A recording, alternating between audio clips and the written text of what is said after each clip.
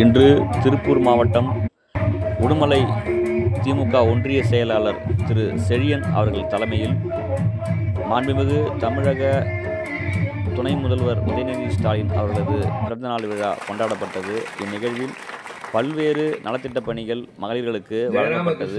நிகழ்ச்சியில் சிறப்பு விருந்தினராக திருச்சி சிவா அவர்கள் கலந்து கொண்டு சிறப்புரையாற்றினார்.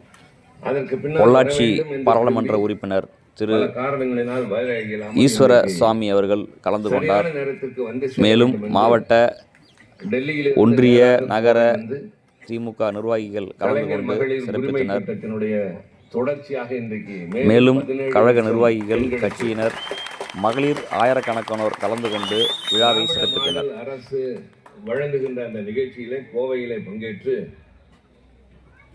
ஓய்வெடுக்க நேரம் இல்லாமல் தேநீர் கூட இங்கு வந்துதான், அதுவும் என்னோடு வந்தவர்கள் தந்து, அதையும் பாதி மட்டுமே பருகிவிட்டு உங்கள் முன்னால் நான் நின்று கொண்டிருக்கின்றேன்.